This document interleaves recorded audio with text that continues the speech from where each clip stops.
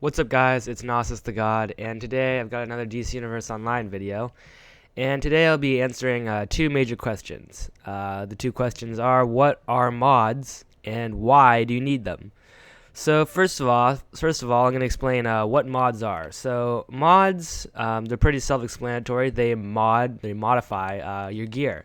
They make your gear stronger and better. So as you can see, each piece of gear, except your trinket, I believe. Yeah, every piece of gear you have, except your trinket and your soda cola, has a little socket. So my feet have a red socket, waist is red, hands have red, shoulders is yellow, and so on. You have like blue, and you got red, more red. And yeah, so basically, each piece of armor has a specific socket, a specific colored socket. Now that's really important because that means that you can only get red mods for your feet, your waist, and your hands. You can only get a yellow mod for your shoulders, and you can only get a blue mod for your chest and your legs. So the way what they'll do is once you get the mod and you put it on your gear, like I have one on my chest piece. As you can see, the blue socket is filled, and I get a little, in green, I get a little boost of 13 dominance. And another very important thing, so that's the first thing it does, it boosts your stats. So that's very important, and that's really helpful. But another thing that's also very important, which is what I'm mostly looking for right now, is it boosts your item level. So if you look at my item level, you see 70, but then in parentheses, you see +5. Now that will change my item level to 75. And what that'll do is it'll increase your combat rating, which gets you into higher tier alerts and content.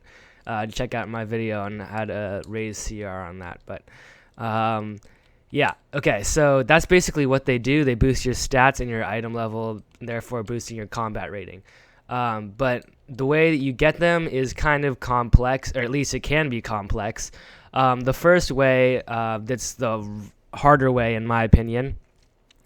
If you're a higher level, there's no need to do this, but what you're gonna do is you're gonna have to go in, fly around the world looking for these little exo bits. There are these little circles that are glowing, and they're on like rooftops and hidden places, and you get them, and you get like a yellow exo bit or a red exo bit, and you can combine those same colored exo bits to make an exo bite. Now once you have an exo bite, you're going to come over to this table. But before you have any of your exo bits or your exo bytes, you're going to need plans. So if you come over to this crafting table, this is in every, this should be in every wing. There should be one of these in every wing. But if you're a hero or a villain. But first you have exo bytes. So let's go ahead and get rid of this because you can't even get this yet. Okay, so exo bytes. You got your red is angry, support yellow. You got fortified is blue, vengeful is the purple, and tenacious is the other yellow, and durable is the green. Now, as you can see, it says you need 0. I have 0 out of 8 aggressive exo bits. Now, once I get 8, I can go ahead and create one of these.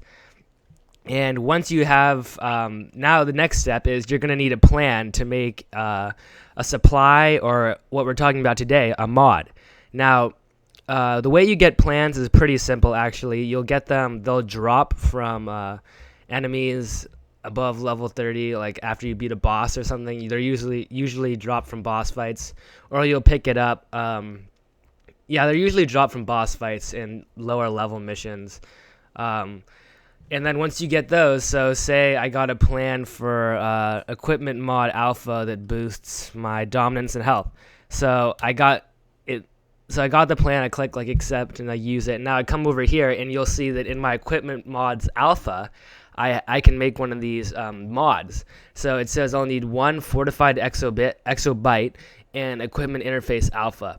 So I'm gonna need 8 of those blue exo bits to make a fortified exo byte. Then I'm going to need to go ahead and go purchase an equipment interface alpha. Now, those things are pretty much in every alpha one, and they're in every beta one, like equipment interface beta, simple equipment interface type 1, type 2.